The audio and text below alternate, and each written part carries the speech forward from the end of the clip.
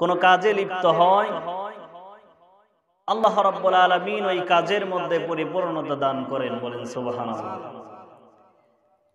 এজন্য বিশ্ব নবী সাল্লাল্লাহু আলাইহি ওয়াসাল্লাম বলেছেন, কুল্লু আমরিন জিবানিন লা ইবদাউ বিবিসমিল্লাহি ফাহুয়া আক্তা। বান্দা যেই কাজ করুক না কেন, প্রত্যেক কাজের শুরুতে বিসমিল্লাহ বলে, মানে আল্লাহ পাকের নাম নিয়ে, আল্লাহ পাকের প্রশংসা নিয়ে শুরু করবে, বলেন সুবহানাল্লাহ। কেননা আল্লাহ পাকের প্রশংসা ছাড়া যদি কোনো কাজ শুরু করা হয়, আক্তা, বিশ্বনবী বলেছেন ওই কাজটা যেন লেজ কাটা হয়ে যায়, কর্তৃত হয়ে যায়, বলেন নাউজুবিল্লাহ। আপনি সুন্দর একটি মাছ কিনেছেন, অনেক বড় মাছ, বাজারের সবচেয়ে বড় মাছ কিনেছেন, কিন্তু মাছটার যদি লেজ কাটা হয় সুন্দর দেখাবে?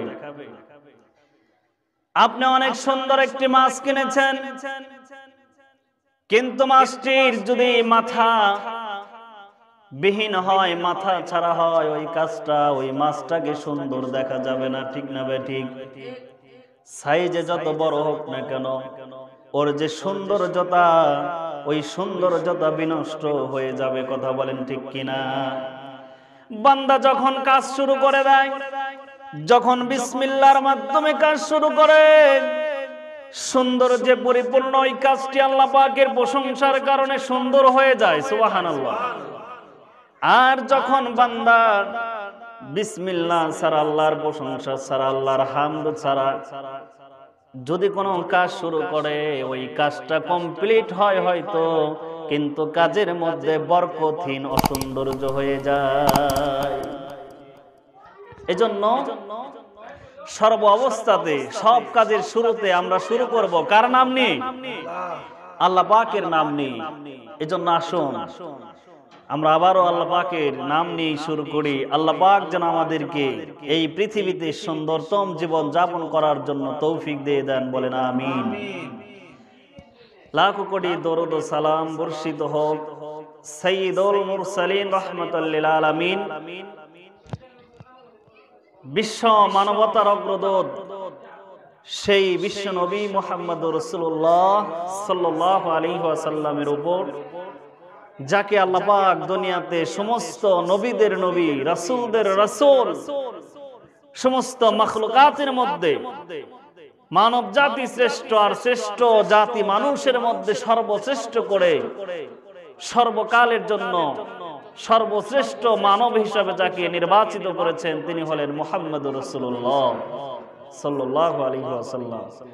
সেই নবীজির উপরে আমরা মুহাব্বতান আবারও বলি সাল্লাল্লাহু আলাইহি ওয়াসাল্লাম।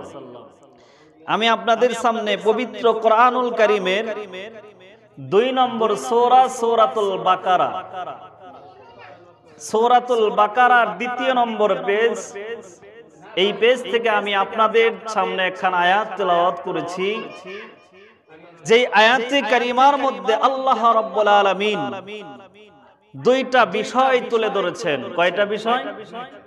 2টা বিষয় তুলে ধরেছেন। ইনশাআল্লাহ আমি এই বিষয়ে অল্প সময় আজকে কথা রাখবো। আল্লাহ রাব্বুল আলামিন 2টা বিষয় তুলে ধরে বললেন, ওয়া ইযা কিলা লাহুম, ওই সমস্ত লোক, তাদেরকে যখন বলা হয় আমিনু, তোমরা ঈমান আনয়ন করো। কি আনয়ন করো? বলি একটু, কি আনয়ন করতে হবে? ঈমান। ওই সমস্ত লোকদেরকে যখন আল্লাহ রাব্বুল আলামিনের পক্ষ থেকে প্রশ্ন করা হয়, নির্দেশ করা হয়, ওয়া ইযা কিলা লাহুম আমিনু, তোমরা ঈমান আনয়ন করো। এখন ঈমানের পরিচয় বান্দার কাছে ততটা নাই। ঈমানদার কেমন হবে? ঈমানদারকে দেখতে কেমন? ঈমানদারের আচরণ কেমন? ঈমানদার কেমন জানার দরকার আছে না নাই? এজন্য আল্লাহ রাব্বুল আলামিন জানার জন্য, মানার জন্য আল্লাহ রাব্বুল আলামিন ওই সমস্ত বান্দাদের কথা দৃষ্টান্ত তুলে ধরলেন। কামা আমানান নাস, যেই সমস্ত মানুষগুলো ইতিপূর্বে ঈমান আনয়ন করেছে, বলেন সুবহানাল্লাহ। সেই মানুষগুলো কারা? সাহাবীরা। বলেন আলহামদুলিল্লাহ। এখানে যে ইন্ডিকেট করা হয়েছে, এখানে ইমানের যে দৃষ্টান্ত পেশ করা হয়েছে, সেই ইমানের দৃষ্টান্ত দেওয়া হয়েছে আল্লাহর নবী যখন ইমানের দাওয়াত দেওয়া শুরু করে দিলেন যে মানুষ তোমরা ফিরে আসো, এত লাত মানাত উজ্জার এই যে 360টি দেবতার তোমরা পূজা করছো, এগুলো তোমাদের মুক্তি দিতে পারবে না, কল্যাণ দিতে পারবে না, এগুলো তোমাদেরকে সত্য পথ দেখাতে পারবে না, এগুলো নিজেরাই তো পথভ্রষ্ট, এগুলো নিজেরাই তো মাখলুক, খালেক না হয়ে মাখলুককে পথ দেখাতে পারে না। বলেন আল্লাহু আকবার।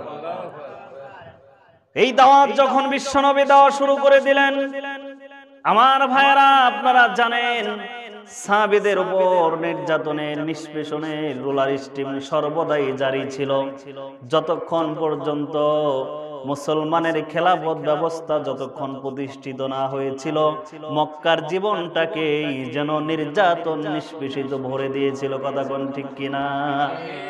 ঈমান তো আল্লাহ পাক বললেন কামা আমানান নাস, ঈমান আনো ওই সমস্ত মানুষের মতো যেই সমস্ত মানুষ ঈমান আনার কারণে, ঈমানের পথে চলার কারণে, ঈমান গ্রহণ করার কারণে সংসার ত্যাগ করতে হয়েছে, ঈমান আনয়ন করার কারণে বাবা মা থেকে সন্তানকে বিচ্ছিন্ন করে দেওয়া হয়েছে, ঈমান আনয়ন করার কারণে গোলামকে মালিক বাড়ি থেকে বের করে দিয়েছে, ঈমান আনয়ন করার কারণে গোলামের উপর মালিকের নির্যাতন নিষ্পেষণ বেড়ে গেছে, ঈমান আনয়ন করার কারণে সম্পদশালী ব্যবসায়ী ফকিরের মতো জীবন যাপন করেছে, ঈমান আনয়ন করার কারণে, ঈমানের দাওয়াত দেওয়ার কারণে পৃথিবীর শ্রেষ্ঠ মানব যাকে আল আমিন লকব বিশ্বাসী বলে যাকে আখ্যায়িত করা হয়েছে, সেই নবীকেও ধ্বংস হয়েছে বলে সম্বোধন করা হয়েছে। কথা কোন ঠিক কিনা? অন্য দোষ ছিল না তাদের, তারা সমাজে সন্ত্রাস ছিল না, সমাজে তারা সুদখোর ছিল না, সমাজের মধ্যে তারা ফিতনাবাজ ছিল না, সমাজের মধ্যে তারা চুরি রাহাজানি জিনা ব্যভিচারিতে লিপ্ত ছিল না। এই সমস্ত অপরাধের কারণে তাদেরকে নির্যাতন করা হয় নাই, নির্যাতন কেবল করা হয়েছে ঈমান আনয়ন করার কারণে। আল্লাহু আকবার। বুঝে থাকলে বলুন ঈমানের দাম কম না বেশি? সামনে চলেন, ঈমান কিরকম আনতে হবে, কিরকম ঈমান সাহাবীরা এনেছেন, সেই ঈমানের মূল হাকিকতটুকু নিয়ে আজকে আমরা আলোচনা করতে চাই। শুনতে রাজি আছি সকলে ইনশাআল্লাহ? আল্লাহ রাব্বুল আলামিন বললেন, যখন ওই সমস্ত মানুষদেরকে বলা হলো আমানু তোমরা ঈমান আনো কামা আমানান নাস, তোমাদের মধ্যে যেই সমস্ত মানুষ যেরকম ঈমান এনেছে ওই রকম ঈমান তোমরা আনয়ন করো। তখন তারা বলল কলু, তখন তারা বলল, তারা বলতে কাফেরেরা। কারা? কাফেররা। কাফেরগণ তখন বলল আমরা ঈমান আনবো কামা আমানাস সুফাহা, আমরা কি ঈমান আনবো ওই সমস্ত অবুঝদের মতো, আমরা কি ঈমান আনবো ওই সমস্ত মূর্খদের মতো? বলেন নাউজুবিল্লাহ। বুঝে থাকলে আমার কথার সাথে উত্তর দেবেন, সাহাবীরা কি চুরি করত? কথা কয় না। চুরি করত? সাহাবীরা কি ব্যভিচার করত? সুদ খেত? সাহাবীরা কি আত্মসাৎ করত? সাহাবীরা কি জুলুম করত? তাহলে কোন জুলুম করত না। কোন আফসোসের ব্যাপার হলো এই সভ্য মানুষগুলোকে অসভ্য সমাজ গ্রহণ করতে পারে নাই। অসভ্য সমাজ সভ্য মানুষগুলোকে মূর্খ বলে, অজ্ঞ বলে অবহিত করেছে। কথা কোন ঠিক কিনা? আমার ভাইয়েরা, রাহমাতুল লিল আলামিন আপনার আমার নবী মুহাম্মদ রাসূলুল্লাহ সাল্লাল্লাহু আলাইহি ওয়াসাল্লাম সাহাবীদেরকে সান্ত্বনা দিলেন, তোমরা সান্ত্বনা নাও, তোমরা সুস্থ থাকো, তোমরা নিবৃত হও। তোমাদের যদি ধৈর্য শেষ পর্যন্ত পৌঁছাইতে থাকে তাহলে তোমাদের জন্য আল্লাহর বিজয় সুনিশ্চিত হবে। বলেন সুবহানাল্লাহ। কিরকম? আল্লাহ রাব্বুল আলামিন তুলে ধরলেন ওই সমস্ত মানুষ যারা তোমাদেরকে মূর্খ বলে, ওই সমস্ত মানুষ যারা তোমাদেরকে অজ্ঞ বলে অবহিত করলো, আল্লাহ রাব্বুল আলামিন সরাসরি তাদের পক্ষে, সাহাবীদের পক্ষে আর ওই সমস্ত কাফেরদের বিপক্ষে ফতোয়া দিয়ে দিলেন। আল্লাহ রাব্বুল আলামিন বললেন বরং ওই সমস্ত মানুষরাই হলো মূর্খ। সুবহানাল্লাহ। ওই সমস্ত মানুষটাই হচ্ছে বরং মূর্খ, অজ্ঞ, যারা ইমানদারদের ইমানের ওজন বুঝতে পারে নাই, যারা ইমানদারদের ইমানের পথে আসতে পারে নাই, ইমানদারদেরকে সহযোগিতা করতে পারে নাই, ইমানদারদের জামাতের মধ্যে আসতে পারে নাই। কথা কোন ঠিক কিনা? দেখুন, ইবাদত এটা কি শুধু আপনার আমার নবীর? ইবাদতের নির্দেশনা আল্লাহ পাক প্রত্যেক জামানায় প্রত্যেক কওমের উপরে নির্দেশনা দিয়েছেন। কথা কোন ঠিক কিনা? আল্লাহ পাক নিজে বলেছেন ওয়ালাকাদ বাসনা ফি কুল্লি উম্মাতির রাসূলান। এমন কোন জাতি, এমন কোন কওম, এমন কোন জনগোষ্ঠী, এমন কোন মানব সম্প্রদায় পৃথিবী থেকে বিদায় নেয় নাই, যাদেরকে তুলে নেওয়া হয় নাই, যাদের কাছে না আল্লাহর রিসালত পৌঁছেছে। তার মানে হলো প্রত্যেক জামানাতে আদম থেকে নিয়ে মুহাম্মদ সাল্লাল্লাহু আলাইহি ওয়াসাল্লাম পর্যন্ত সমস্ত জাতির কাছে রাসূল প্রেরণ করেছেন কে? রিসালাতটা তাহলে কার পক্ষ থেকে আসছে? রাসূলরা কি নিজের কথা বলেছে না আল্লাহর কথা বলেছে? আরে ভাই, তাদের তো প্রথম মিশন আর ভিশনই ছিল আনিবুদুল্লাহ, তোমরা ইবাদত করো কার? আল্লাহ পাকের। সুবহানাল্লাহি ওয়া বিহামদিহি। তাহলে তাদের তো প্রথম কথাটাই ছিল, প্রথম দায়িত্বটাই ছিল, এই কথার উপরে ইমানের দায়িত্ব ছিল আনিবুদুল্লাহ, তোমরা কেবল ইবাদত করো আল্লাহ পাকের। বলেন সুবহানাল্লাহ। এজন্য ইবাদত শিক্ষা দিয়েছেন সেই সমস্ত নবী রাসূলদেরকেও পৃথিবীবাসী শান্তিতে বসবাস করতে দেয় নাই। নবীদেরকে ইমানের দাওয়াত দেওয়ার কারণে, ইমানের পথে পরিচালনা, জীবন পরিচালনা করার কারণেই তো নবীদেরকেও গৃহ থেকে গৃহবন্দী করে দেওয়া হয়েছে, বয়কট করে দেওয়া হয়েছে, অবরোধ করে দেওয়া হয়েছে, নবীদেরকে নির্যাতন দিয়ে দেশান্তর করা হয়েছে। কথা কোন ঠিক না বেঠিক? এজন্য ইমান বুঝে আসে না। ইমান যদি বুঝে আসতো তাহলে আমার মন মস্তিষ্ক প্রসূত জীবন যাপন আমি করতে পারতাম না, আমার জীবন পরিচালনা হতো আল্লাহ পাকের দিকে। কথা বলেন ঠিক কিনা? খালি তো মনে করছি ইমান এনেছি। কি ইমান এনেছি? আমানতু বিল্লাহি, আল্লাহর উপরে ইমান এনেছি। ও ভাই, আমি অন্য কথার দিকে যাব না আজকে। আমি আল্লাহর উপরে কতটুকু ঈমান আনতে পেরেছি এই বিষয় নিয়ে আমি কিছু কথা আপনাদের সামনে বলতেছি, ইনশাআল্লাহ ভালো করে শুনে যান। মন মস্তিষ্ক প্রসূতি নিজের যেই মন আছে, মন পৃথিবীতে সবচাইতে স্বাধীন, পৃথিবীতে সবচাইতে ব্যক্তি স্বাধীনভাবে যেই জিনিসটা আপনার মানব দেহের মধ্য থেকে কাজ করে, সেই দেহের অঙ্গটার নাম হলো মন। কথা কোন ঠিক কিনা? এর মধ্যে কি মনের উপরে কোনো জোর চলে? প্রশাসন চলে? মনের উপরে কি অন্যের কোনো নসিহত চলে? নসিহত করতে পারে মানুষ, আপনাকে বুঝিয়ে দিতে পারে, কিন্তু বুঝে নেওয়ার দায়িত্বটা আপনার মনের, মস্তিষ্কের। কথা কোন ঠিক কিনা?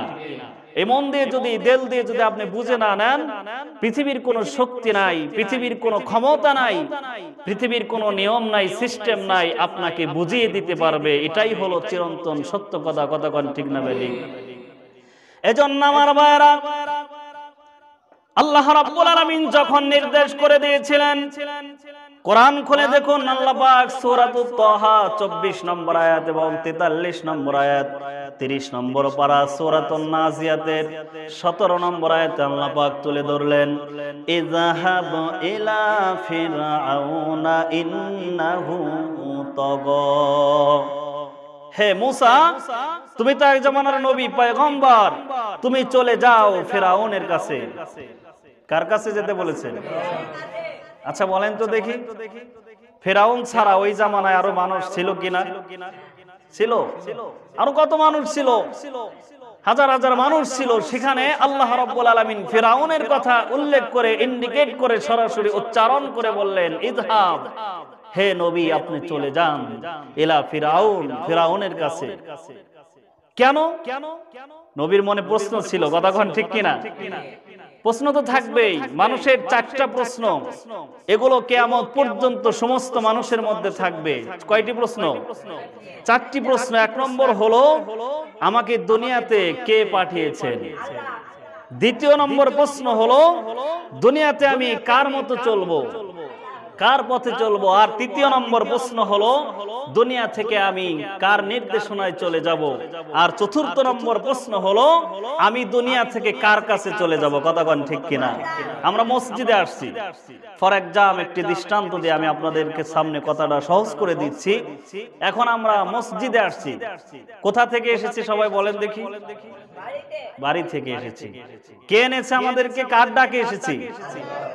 হাইয়া আলাস সালাহ যখন মুয়াজ্জিন বলেছে পবিত্র জুমার নামাজ আদায় করতে হবে, এজন্য আল্লাহ পাকের সেই ডাকে আমরা এখানে সাড়া দিয়েছি। কথা কোন ঠিক কিনা? তো কেন আসলাম? হাইয়া আলাস সালাহর ডাক সালাত আদায় করার মতো, অর্থাৎ একটা কাজের জন্য, সেটা হলো নামাজ। কথা কোন ঠিক কিনা?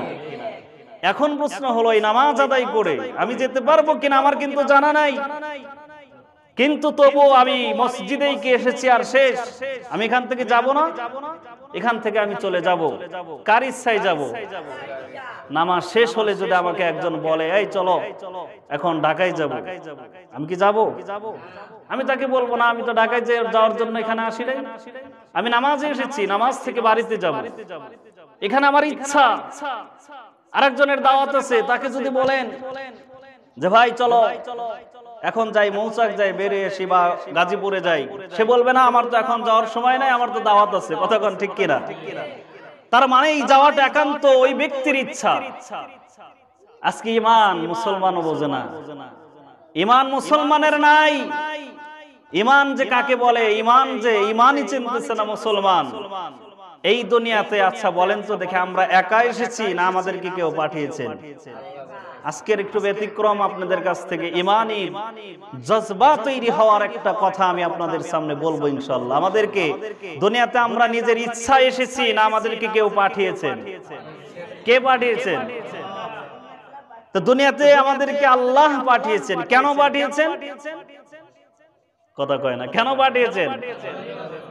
আল্লাহ পাকের ইবাদত করার জন্য। Good, correct answer. আল্লাহ পাক নিজে সূরাতুজ জারিয়াতের 56 নম্বর আয়াতে বলেছেন ওমা খলাকতুল জিন্না ওয়াল ইনসা ইল্লা লিয়াবুদুন। কেবল পৃথিবীতে মানব জাতিকে এবং জিন জাতিকে আল্লাহ পাক প্রেরণ করেছেন তার ইবাদতের জন্য। বলেন সুবহানাল্লাহ। ইবাদতের জন্য। এইবার আমি চূড়ান্ত একটা প্রশ্ন আপনাদের সামনে রাখতে চাই। আবার পৃথিবী থেকে আমরা যে চলে যাব মৃত্যু নামক বিষয়ের মাধ্যমে, এটা কি আমার ইচ্ছায় নাকি মালিকের ইচ্ছায়? মালিক কে? তাহলে আমি আসলাম কার ইচ্ছায়? দুনিয়াতে জীবন যাপনও করবো কার ইচ্ছায়? দুনিয়া থেকে চলেও যাব কার ইচ্ছায়? একমত আমার ভাইয়েরা?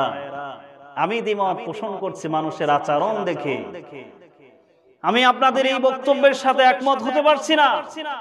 কেন পারছি না? মানুষের জীবন যাপন যখন দেখা যায়, সমাজের ক্ষেত্রে ক্ষেত্রে প্রতিটি রনে রনে যখন আমরা লক্ষ্য করি, সমাজ ব্যবস্থা প্রতিটি মানুষের আচরণ আমাদেরকে বলে দেয় পৃথিবীতে এসেছি হয়তো মালিকের ইচ্ছায়, যাব হয়তো মালিকের ইচ্ছায়, কিন্তু মধ্যের জায়গাটা মনে হয় জীবন যাপন করাটা আমার ইচ্ছায়। কথা কোন ঠিক কিনা? আমার কথার মধ্যে লজিক আছে না নাই? যুক্তি রয়েছে। আপনি দেখেন একজন সুদ খাচ্ছে, আপনি খাবার খাবেন, আপনার জন্য পবিত্র রেজেকের ব্যবস্থা করে দিয়েছেন কে? আপনি বাড়ি করবেন, পবিত্র হালাল রেজেক দিয়ে বাড়ি বাসভবন করবেন, এই ব্যবস্থা করে দিয়েছেন কে? আপনি জীবনে সবচাইতে দামি জিনিস কিনে আপনি ব্যবহার করতে পারবেন না, অক্সিজেন। 24 আওয়ার 24 ঘন্টা অক্সিজেন নেওয়ার জন্য যেখানে আপনাকে 8 থেকে 10,000 মিনিমাম অর্থ লাগবে, আপনার জন্য 50 বছরের অক্সিজেনকে ফ্রি করে দিয়েছেন কে? আল্লাহু আকবার বলেন, একটু মন থেকে বলেন আল্লাহু আকবার। তাহলে আল্লাহ আপনার সব ব্যবস্থা করে দিলেন। আপনি খাবেন, আপনি পোশাক পরিধান করবেন, উদ্ভিদ থেকে আল্লাহ পাকের সৃষ্টি থেকে আপনার সুতা তৈরি করার জন্য, সুতা থেকে কাপড়, সেই কাপড় পরে আপনার ইজ্জত সম্মান রক্ষা করবেন, এগুলো ব্যবস্থা করে দিয়েছেন কে? ও ভাই, সবই দিলেন আল্লাহ। আপনার খাবার দিলেন আল্লাহ, আপনার বাসস্থানের ব্যবস্থা করে দিলেন আল্লাহ, আপনার জীবন যাপন করবেন কি করবেন কর্মস্থলের ব্যবস্থা করে দিলেন আল্লাহ। কিন্তু আপনি ভুলে গেলেন দুনিয়াতে এসে যেতেও হবে আপনার ইচ্ছা নাই, এই ইচ্ছাটাও কার? কেউ যদি স্বইচ্ছায় নিজের ইচ্ছায় যেতে চায় তার যাওয়াটা কি সঠিক হবে? সেটা হবে আত্মহত্যা, সুসাইড। কতক্ষণ ঠিক কিনা? আর যদি কোনো বান্দা আত্মহত্যা করে, আল্লাহ পাক স্পষ্ট হাদিসে কুদসি স্বয়ং আল্লাহ পাক বলেছেন যে আমার যে বান্দা তার নিজের জীবনের উপরে বিরূপ হলো, নিজের জীবনের উপরে বাড়াবাড়ি করলো, আর সে দুনিয়া থেকে বিদায় নেওয়ার জন্য শরাবাপন্ন হলো মৃত্যুর কাছে, অর্থাৎ মৃত্যুবরণ করলো কোনো এক মাধ্যমে, আল্লাহ পাক বললেন সেজন্য তার জাহান্নামকে খরিদ করে নিল। বলেন নাউজুবিল্লাহ। তাহলে আমার ইচ্ছায় আমি যেতে পারবো? এখন যদি মনে করেন আজরাইল আসছে, আমি সুস্থ মানুষ, আমি দু একদিন আগে দূর দেশের মানুষের সাথে সফর করে দেখা করে আসছি, যে অবস্থায় থাকি না কেন, এখন যদি আমার মৃত্যুর পরোয়ানা জারি হয়ে যায়, পৃথিবীর কোন ধরনের সুপারিশ, পৃথিবীর কোন ধরনের ক্ষমতা, কোন যুক্তি বুদ্ধি দিয়ে আমার একদিন এক সেকেন্ডের হায়াত বাড়ানোর সুযোগ আছে? ও ভাই, তাহলে তো আমার এক সেকেন্ডে ইচ্ছা করলেও দুনিয়াতে আমি থাকতে পারবো না। একটা সেকেন্ড যদি আমি চাই যে আমার ইচ্ছা আমি আর একটা সেকেন্ড বাঁচতে চাই, আর একটা দিন বাঁচতে চাই, আমার বাড়ি টাঙ্গাইল, আমি গাজীপুরে মরতে চাই না, আজরাইল তুমি আসছো, চলো আমার সাথে, অন্তপক্ষে আমার বাড়িতে গিয়ে আমি মরতে চাই, আজরাইল সময় দেবে? কথা কয় না, সময় দেবে? তাহলে আসলাম মালিকের ইচ্ছায়, জীবন যাপনটাও করতে হবে কার ইচ্ছায়, আবার যেতেও হবে কার ইচ্ছায়? এর নাম হলো ঈমান। মুসা চলে গেলেন ফেরাউনের কাছে, ফেরাউন তো শক্তি সামর্থ্য নিয়ে বসে আছে, তুমি কাকে দাওয়াত দিতে এসেছো? আমি তো বড় খোদা। বলেন নাউজুবিল্লাহ। যখন ফেরাউন বলল আমি নিজেই বড় খোদা, তাহলে বোঝা গেল তার দুনিয়ার জীবনের যে প্রতিক্রিয়া রয়েছে, নিজের জীবনের যে অবস্থানটা রয়েছে, সেই স্পষ্ট ঘোষণা দিয়ে এটা প্রমাণ করে দিল যে মনে হয় এই দুনিয়াটা, এই দুনিয়ার অবস্থানটা মনে হয় সে মালিক হয়ে গেছে। কথাটা ঠিক কিনা? সে মনে করছে আমি মালিক। আল্লাহ বলেন যে তুই কেমন খোদা? সায়াসলা নারুন যাতা লাহাব। লাহাবের কথা আপনারা শুনছেন না? লাহাব তো একদিন বলেছিল বিশ্বনবীকে, তাব্বাল্লাকা লিহাজা জামাতানা, মুহাম্মদ তুমি ধ্বংস হয়ে গেছো, এজন্য কি আমাদেরকে একত্রিত করছো?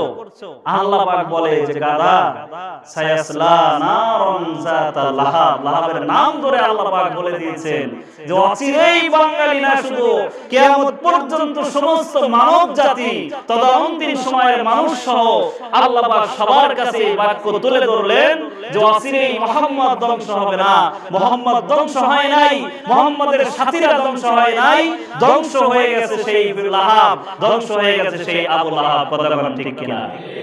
তাই ফেরাউন মনে করছে আল্লাহ হয়তো আমাকে পাঠাইছে, কথা ঠিক, যাবো হয়তো আল্লাহর ইচ্ছায়, কিন্তু মাঝখানে দীর্ঘ হায়াত, অর্থের গরম, ক্ষমতার গরম, লম্বা হায়াতের গরম, এই এত গরমের মধ্যে তাপে এখন আর মাথা ঠিক নাই, এখন এলোমেলো বলতে গিয়ে শেষ পর্যন্ত নিজের দাবি করে ফেলছে আনা রব্বুকুমুল আ'লা। বলেন নাউজুবিল্লাহ।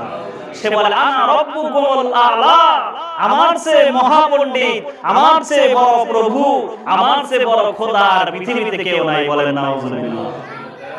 আল্লাহ কয় পাঠাইলাম আমি, তুই পৃথিবীতে গেলি আমার ইচ্ছায়, আবার আমি আল্লাহ জানি তোকে পৃথিবীতে নীল দরিয়ার মধ্যে ৩৫০ বছর চুবানোর পরে কিয়ামত পর্যন্ত তোর লাশটাকে অক্ষত রেখে আমি আল্লাহ তোকে সাইজ করে আবার আমার কাছে আনবো, আর তুই মাঝখানে বললি তুই খোদা হয়ে গেলি।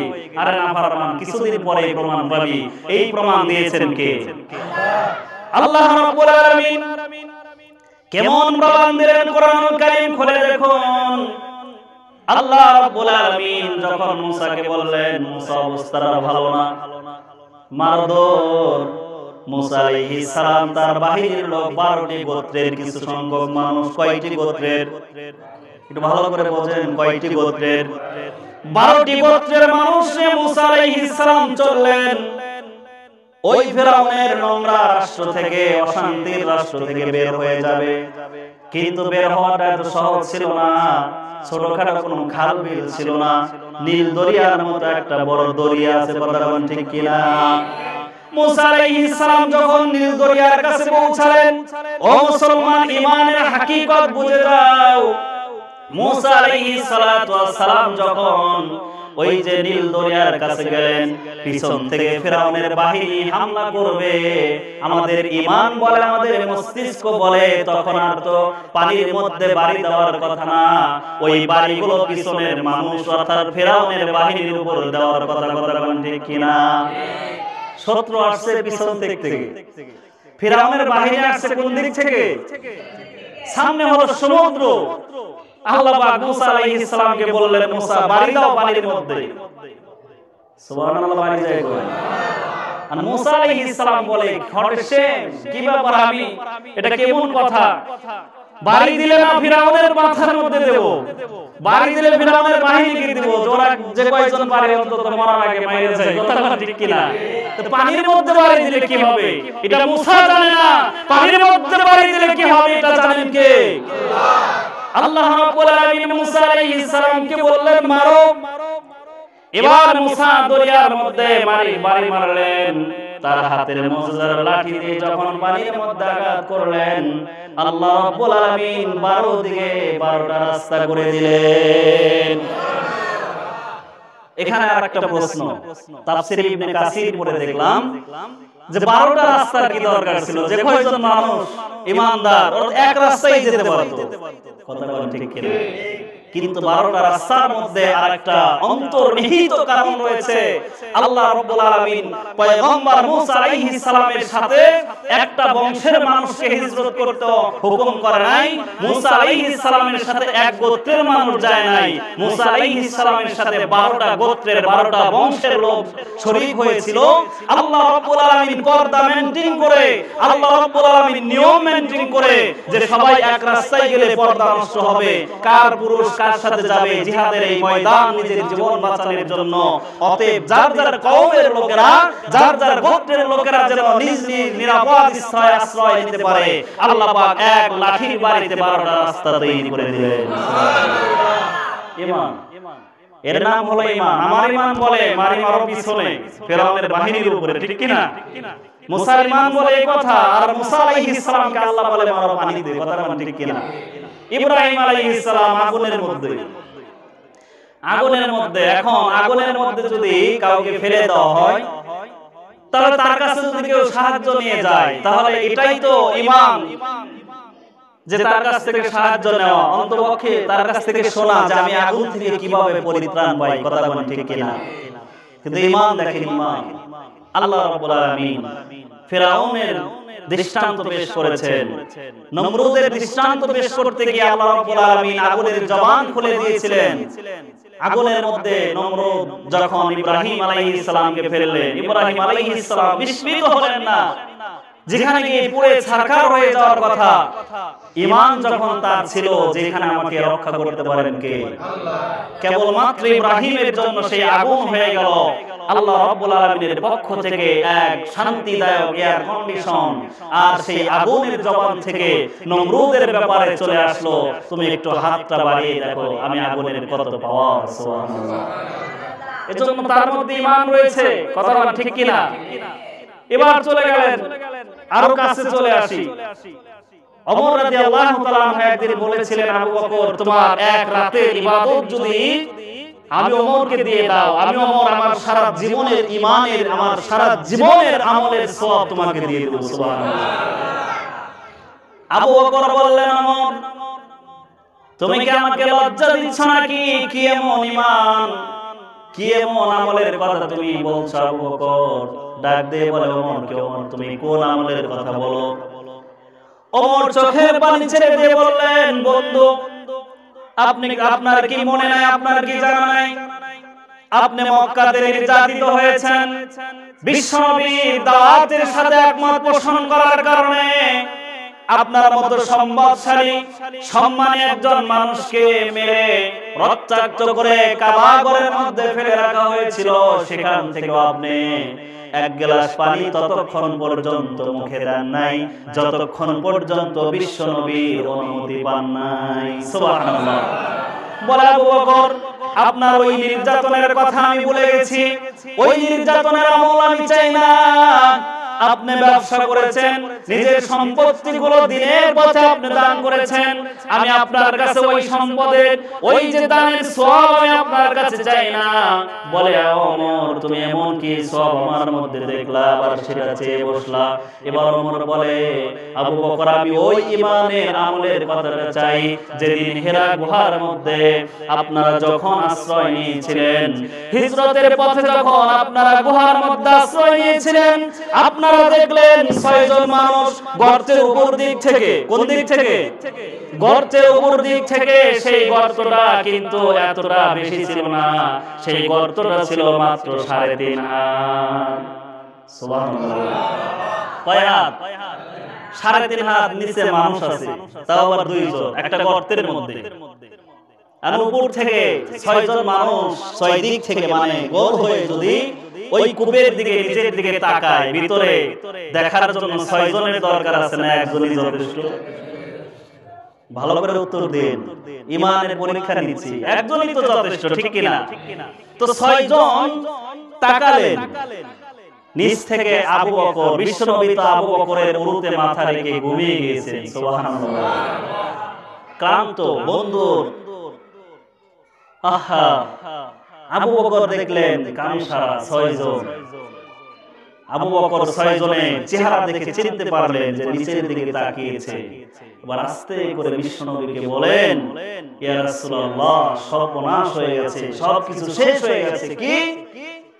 আমাদেরকে তো পাকড়াও করে ফেললো ওরা 6 জন, গর্তের দিকে অলরেডি তাকিয়ে আমাদেরকে দেখে ফেলেছে। সুবহানাল্লাহ। সেই সময় বিশ্বনবী রাহমাতুল লিল আলামিন একমাত্র কেবলমাত্র যিনি সমাধানকারী ছিলেন, তখন বিশ্বনবী রাহমাতুল লিল আলামিনের মুখ থেকে আল্লাহ পাক কোরআনের বাণী তৈরি করে দিলেন, বের করে দিলেন, ওহী নাজিল করে দিলেন, লা তাহজান ইন্নাল্লাহা মা'না। হে আবু বকর, তুমি ভয় পেও না। আবু বকর, এখানে ভয়ের কোনো কারণ নাই। যেখানে তুমি আছো, যেখানে আমি আছি, আমাদের সাথে আরেকজন রয়েছেন, তিনি কে? আল্লাহ। আবু বকর বলে, ইয়া রাসূলুল্লাহ, এই মুসিবতের সময় আপনি ওয়াজ করতেছেন, কথা বলতেছেন, এগুলো তোরা শুনবে, কথা বলেন ঠিক কি না? 3.5 হাত নিচ থেকে 6 জন মানুষ দেখতেছে, আবার সেখানে কথা শুরু করছে, দেখারও কথা, শোনারও কথা। এটাই তো লজিক, কথা বলেন ঠিক কি না? এটাই তো বাস্তব কথা। 6 জন মানুষ দেখে ফেলার কথা, আবার শোনারও কথা, যে 2 জন বড় বড় করে কি যেন বলতেছে, কথা বলেন ঠিক কি না? কিন্তু বিশ্বনবী বললেন, আবু বকর, এখানে তুমি নও শুধু, আর এখানে আমি নবী নই শুধু, আমাদের সাথে রয়েছেন আমাদের আল্লাহ। বলেন সুবহানাল্লাহ। ইন্নাল্লাহা মা'না। অতএব যেখানে আল্লাহ রয়েছেন সেখানে 6 জন কেন, ওরা যদি 6,000 6 লক্ষ যদি আমাদেরকে বেষ্টন করে ফেলে, আমার ঈমান, বিশ্বনবীর বক্তব্য, আল্লাহ পাকের কোরআনের ওহী দিয়ে আপনাদের সামনে আমি প্রমাণ করে দিলাম। বিশ্বনবী সেদিন বলেছিল, সমস্ত জাতি যদি ওদের এক সমুদায় শক্তি হয়ে আজকে গর্ত দিয়ে উকি দেয়, এখানে আল্লাহই আমাদের হিফাজত করার জন্য যথেষ্ট। বলেন সুবহানাল্লাহ।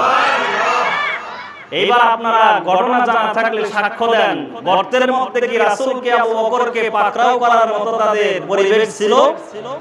পাকড়াও করতে পেরেছে? আল্লাহ পাক অটোমেটিক্যালি তাকে চোখের সামনে তুলে ধরলেন সেই পাখির বাসা, যেখানে একটা পাখির পুরাতন বাসা, মনে হয় 100 বছর আগে বানানো হয়েছে, আবার মনে হয় কিছুদিন আগে কেবল পাখি ডিম দিয়েছে বাচ্চা দেওয়ার জন্য। তারা অবলোকন করলো, অসংখ্য কাফেরদের বাহিনীর মধ্যে একথা আলোচনা হয়ে গেল, এই গর্ত পর্যন্ত মুহাম্মাদের পদচিহ্ন ছিল। কিন্তু আশ্চর্যের বিষয় হলো, মুহূর্তের মধ্যে 1 থেকে 1.5 ঘন্টার ডিফারেন্সে আমরা সেখানে পৌঁছে পায়ের পদতলির চিহ্ন দেখতে পেলাম। সেখানে গিয়ে আমরা গর্তের মধ্যে একসাথে 6 জন মানুষ ওকেও দিলাম, কিন্তু সেখানে গিয়ে আমরা লক্ষ্য করলাম যেন পুরাতন পাখির বাসার মধ্যে পাখি ডিম পেড়েছে, সেখানে কোনো মানুষ আছে এটা আমরা কল্পনাও করতে পারি নাই। বলেন আল্লাহু আকবার। এর নাম হলো ঈমান। এর নাম কি ভাই? লা তাহজান ইন্নাল্লাহা মা'ানা। এই যে ইন্নাল্লাহা মা'ানা, এটাই হচ্ছে বিশ্বনবী, এটাই হচ্ছে আবু বকরের ঈমানের শক্তি। বলেন সুবহানাল্লাহ। সেই শক্তি, প্রেরণা, সেই শক্তি যদি আমাদের মধ্যে থাকতো, সেই শক্তি যদি আমাদের মধ্যে থাকতো, তাহলে আমরা এই যে এসেছি আল্লাহর ইচ্ছায়, এ কথা একমত সবাই নাকি বলেন? যাবো কার ইচ্ছায়? তাহলে মাঝখানে আমার জীবনকে চালাতেও হবে কার ইচ্ছায়? আমি আসিনি আমার ইচ্ছায়, আমাকে আনতে পারে নাই কেউ সুপারিশ করে, আমি এসেছি আল্লাহ পাকের ইচ্ছায়। কথা বলেন ঠিক কিনা? আমাকে যদি আল্লাহ পাক ছেলে না বানিয়ে আমার মা বাবার সেই যদি আমাকে মেয়ে সন্তান হিসেবে নির্বাচন করতেন, পৃথিবীর কোনো ক্ষমতাশীলের কিছু করার ছিল? আমার মা বাবারও কি কোনো হাত ছিল? তাহলে আল্লাহর সম্পূর্ণ আল্লাহর ইচ্ছা। আবার আমার সন্তান থাকতে আমি যে পৃথিবী থেকে চলে যাব না, আমার মা বাবা জীবিত থাকতে যে আমি পৃথিবী থেকে চলে যাব না, এটা কোনো কথা? বরং এটাই তো চিরসত্য। আমরা চোখের মধ্যে আঙ্গুল দিয়ে দেখিয়ে দিতে পারবো প্রত্যেকেই যে আমরা নিজেরা অবলোকন করেছি, বাবার কাঁধে, অসংখ্য বাবার কাঁধে সন্তানের লাশ চলেছে। কথা বলেন ঠিক কিনা? অসংখ্য মায়ের কোলে, যেই কোলে তার সন্তান দুগ্ধপশু শিশু ছিল, সেই মায়ের কোলে অসংখ্য সন্তানের লাশ এসেছে। কথা বলেন ঠিক কিনা? কোনো সিরিয়াল নেই, কোনো ইচ্ছা নেই, কোনো ইচ্ছা শক্তি ছাড়াই যেতে হবে কার কাছে? ঈমান। এই জন্য ঈমান নাই। আমাদের ঈমান হলো চাকরি না থাকলে আমি খাবো কি? অতএব যদি কোনো হারাম চাকরির মধ্যে সংশ্লিষ্ট থাকি, হালাল খোঁজার চেষ্টা করি না, এমন ভাই আছি না আমরা?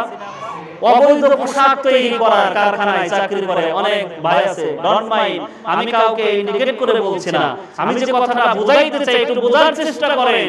আসলে আপনি মালিকের ইচ্ছায় যাবেন, মালিকের ইচ্ছায় যাবেন মালিকের কাছে, আসছেন মালিকের কাছে, মাঝখানে কি এমন ঘটলো যার জন্য মালিকের সাথে কোনো মিল নাই? এই জীবন আপনি কোথায় পেলেন? কথা বলেন ঠিক কিনা? এই জীবনটা নিশ্চয়ই দেওয়ার একজন আমাদেরকে উস্কানি দেয়, আছে না নাই? সে হলো শয়তান। আল্লাহ রাব্বুল আলামিন রাসূলকে উদ্দেশ্য করে বললেন, ইউদিল্লুনাস সাবিল। আপনি যদি অধিকাংশ মানুষ যেটা করে আপনি যদি সেইটা করতে যান, দেখেন কি কথাটা বলছে। আমরা কিন্তু এখন বলতে গেলে এটাই বলবো, অধিকাংশ মানুষ তো সুদ খায়, হুজুর খালি সুদের কথা কয়। কথা বলেন ঠিক কিনা? অধিকাংশ মানুষ তো বিড়ি সিগারেট সহ বিভিন্ন নেশাদ্রব্য পান করে। কথা বলেন ঠিক কিনা? অসংখ্য মানুষ, তার মানে সংখ্যায় বেশি হবে অধিকাংশ মানুষ যারা কথায় কথায় মিথ্যা কসম কাটে। কথা বলেন ঠিক কিনা? অসংখ্য মানুষ যারা মিথ্যা কথা বলে বেড়ায়, অসংখ্য মানুষ, অধিকাংশ মানুষ যারা রয়েছে মানুষের পরনিন্দা গীবত নিয়ে ব্যস্ত থাকে, নিজের জীবনের উন্নতি অবনতির কোনো হিসাব নাই। কথা বলেন ঠিক কিনা? ও ভাই, এগুলো বলার কারণে, এগুলো নিয়ে আলোচনা করার কারণে আমার মধ্যে যদি তবু ঈমানের দীপ্ত দাস্তান যদি তৈরি না হয়, আমার মধ্যে ঈমানের প্রেরণা যদি তৈরি না হয়, তাহলে আমি কার সাথে রয়েছি? ওই ব্যক্তিটা, ওই সৃষ্টিজীবের কথা আমি আপনাদের সামনে তুলে ধরব। সূরাতুজ যুখরুফের 36 নম্বর আয়াত দিয়ে আল্লাহ রাব্বুল আলামিন ওই ব্যক্তি, ওই সৃষ্টির কথা, ওই শত্রুর কথা উল্লেখ করে দিয়েছে। বলেন সুবহানাল্লাহ। আল্লাহ রাব্বুল আলামিন বললেন, তোমরা শুনে রাখো, ওয়া মাইয়াশু আন যিকরির রহমান, পাঠাইলো তোমাকে রহমান, তোমাকে নিয়েও যাবে রহমান। কিন্তু রহমানকে ছেড়ে যদি তুমি অন্য কোন জীবন, অন্য কোন পন্থা, অন্য কোন রাস্তা যদি অবলম্বন করো, বান্দা ওটা তোমার শুধু ইচ্ছা শক্তির না, বান্দা ওটা শুধু তোমার কর্ম নয়, তোমার এই কর্মে যিনি সহযোগিতা করেছেন তিনি আর কেউ নয়, নুকাইয়িদ লাহু শাইতানান ফাহুয়া লাহু করিন, যে তোমার কাছে খুব নিকটে এসে করিন নামক একজন শয়তান তোমার জীবনকে পরিচালনা করে। বলেন নাউজুবিল্লাহ। এই শয়তান চায় না হালাল খাক, শয়তান চায় না হারাম থেকে বাঁচুক, শয়তান চায় না ঈমানের পথ চলুক, শয়তান চায় নাস্তিক হয়ে যাক। কথা বলেন ঠিক কিনা?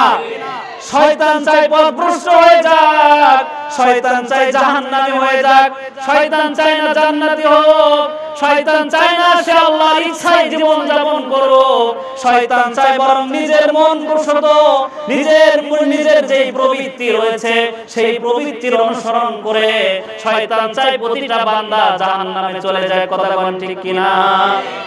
তাহলে ইমানের প্রথম যুদ্ধ করতে হবে কার সাথে? শয়তানের সাথে।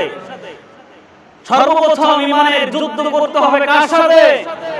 আপনি যখনই কোনো ভালো কাজ করতে যাবেন, মসজিদ করবেন, একটা বাস্তব দৃষ্টান্ত দেই। মসজিদের বারান্দায় প্রায় ৮০,০০০ টাকার মতো, ৭০,০০০ প্লাস মসজিদ করার জন্য যে মাল সামান আনা হয়েছে, এখানে শয়তান কাজ করবে। সবার উপরে পারবে না। যারা মসজিদকে ভালোবাসে, মসজিদের সৌন্দর্যতা চায়, তাদের সাথে পারবে না। কিন্তু যারা মসজিদের সৌন্দর্যতা, মসজিদের উন্নতি, মসজিদ আবাদের বৃহত্তর যারা পছন্দ করে না, তারা দেখবেন এটা নিয়েও সমালোচনা করবে। কথা বলেন ঠিক কিনা? কি দরকার ছিল? এখানেই তো বলে না, ও ভাই তুমি একদিন নামাজে এসে একদিন খেয়াল করছে, এখানে বলে না তুমি তো 10 দিন খেয়াল করবে না। তোমার মতো আরেকজন মুসল্লি টানটানা রোদের মধ্যে, বৃষ্টির মধ্যে, কাদার মধ্যে দাঁড়িয়ে থাকতে হয়, ভিতরে কাতার সোজা করে পরিপূর্ণ জামাতের সাথে শরীক হতে পারে না। কথা বলেন ঠিক কিনা? এটা একটা শয়তানের দৃষ্টান্ত। শয়তান চাইবে ভালো কাজে বাধা দিতে। কথা বলেন ঠিক কিনা? শয়তান চাইবে মসজিদ এত সুন্দর হবে কেন? এই জন্য টপ লেভেলের একজন মন্ত্রী শয়তানের সাথে যুদ্ধ করে পারে না। এত জ্ঞানী, আমি তার বক্তব্য শুনে বললাম, তুমি এত জ্ঞানী, এত বুদ্ধিজীবী মন্ত্রী হয়েছে, আল্লাহ তোমাকে বানিয়েছে, 39 জন ব্যক্তির মধ্যে তুমি বাংলাদেশের একজন, তোমার মুখে এই কথা শোভা পায়? সে বলেছিল মসজিদ মাদ্রাসাকে এত টাইলস মোজাইক দিয়ে সাজানোর কোনো মানেই হয় না। বলেন নাউজুবিল্লাহ। তার মানে ওনার কাছে যে মসজিদ মাদ্রাসা, মসজিদ নামাজ পড়বে, মানুষ অল্প সময়ের জন্য মসজিদে যায়, সেখানে আবার এত টাকা খরচ করে মসজিদ বানানোর দরকার কি? এত সৌন্দর্য করার দরকার কি? কথা বলেন ঠিক কিনা? ও গাদা, আমার মনে হয় আমার বাড়ির টয়লেটের চাইতে তোমার বাড়ির টয়লেটের অনেক দাম। আমার বাড়ি বিক্রি করে তোমার টয়লেট বাথরুম কিনতে হবে, আর তোমার বাথরুমকে যদি একটা বাড়ির সমমূল্য দিয়ে তুমি ক্রয় করতে পারো, যদি সাজাতে পারো, তাহলে আল্লাহ পাকের ইবাদত হবে। বান্দা যেখানে আল্লাহর জন্য সিজদা দিবে, সেই জায়গাটা কেমন হওয়া উচিত? তোমার তো জ্ঞানই নাই। কথা বলেন ঠিক কিনা? তোমার তো ঈমানই নাই। তুমি তো এখন পর্যন্ত বোঝোই নাই সৌন্দর্য কি দিয়ে করতে হবে, কোথায় সৌন্দর্য করলে স্থায়ী হবে। আবু লাহাব সৌন্দর্য তৈরি করছে খালি দুনিয়ার ক্ষমতা দিয়ে, দুনিয়াকে, জীবনটাকে সাজাইছে। আবু লাহাব কি জীবনে কল্পনা করছিল মুহাম্মাদের এই ছোট উম্মে হানির ছোট ঘরটা হবে কাবার এরিয়া, যেই কাবার পাশে বিশ্বনবী উম্মে হানির ঘরে ছিলেন, যেখান থেকে রাসূলের মিরাজ হয়েছিল। লম্বা কথা আমি অন্য সময় বলবো। যে আবু লাহাব সে কি বুঝেছিল, কখনো চিন্তা করেছিল যে এই উম্মে হানির পুরো ঘর হবে একদিন কাবা চত্বর, আর আমার আবু লাহাবের এত ঐশ্বর্যের বাড়ি হবে হাজী সাহেবদের পায়খানার ঘর? কথা বলেন ঠিক কিনা? তোমরা তো দুই একটা জামাইছো, তোমাদের বিছন যা তোমরা দিয়েছো, কুকুরকে যদি প্রশ্ন করেন রাস্তার মধ্যে তুমি সঙ্গম করো কেন, তোমার কি হায়া নাই? কুকুর তো কথাই বলবে যে আমার হায়া থাকবে কিভাবে? আমাকে যারা শাসন করবে, আমার মা বাবা, তারাই তো সারা জীবন এই রাস্তায় চলছে। কথা বলেন ঠিক কিনা? আমি বলতে চাই, তোমার মতো মানুষ যদি তোমার মুখে এই কথা বলে বেড়াও, তাহলে তোমার পরবর্তী প্রজন্ম সন্তানরা তো মসজিদের সৌন্দর্য নিয়ে কথা বলবে না, তারা সরাসরি বলবে, ইবাদত করবে যার যার ঘরে, মসজিদের দরকার কি? কথা বলেন, কথা বলেন ঠিক কিনা? আপনি বিড়ি খান, 5 বছরের ছোট শিশু, ওকে যা শিখাইবেন তাই শিখবে। এখন আপনি ওরে দিয়ে সিগারেট কিনেছেন দোকান থেকে, ডন মাই, এটা বাস্তব কথায় আসে। সিগারেট কিনতে দিলে, বাবা তো এক প্যাকেট বিড়ি নিয়ে আয়, বাবাই 5 বছরের, ও মনে করতেছে এটা মাঝে মাঝে আমাকে খেতে হবে। কথা বলেন ঠিক কিনা? বাবা খায়, মনে হয় বাবার মতো বড় হলে আমাকেও মনে হয় খাইতে হবে, এই জন্য বাবা আমাকে যে এরকম আদর করে মজা কিনে দেয়। আবার বড় বাবা, এই জন্য বাবা বিড়ি খায়, তাহলে মনে হয় আমাকে ভবিষ্যতে এই কাজ করতে হবে। কথা বলেন ঠিক কিনা? এই জন্য আমার ভাইরা, আসুন আমাদেরকে ফিরে আসতে হবে ঈমানের পথে অবিচল থেকে। যদি জীবন নিয়ে আমরা দুনিয়া থেকে বিদায় নিতে পারি, তবেই তো আমার ঈমান, আমার জীবন সার্থক। কথা বলেন ঠিক কিনা? এই জন্য মসজিদে অনেকগুলো টাকার সামনে প্রয়োজন। 2-1 মিনিটের মধ্যে, আমি জানি মাসের শেষ, আজকে যদি অন্তত নাও দিতে পারেন, যাদের আছে দিয়ে দিবেন, আর যাদের নাই ইনশাআল্লাহ আগামী বেতন হলে এখন থেকে হিসাবের মধ্যে ইনশাআল্লাহ মসজিদের জন্য একটা বাজেট রাখবেন। সবাই রাজি আছেন তো ইনশাআল্লাহ? প্রায় 80,000 টাকার জিনিস আনা হয়েছে। এতে এখনো কিন্তু যে বারান্দাটা সামনে বর্ধিত করা হবে,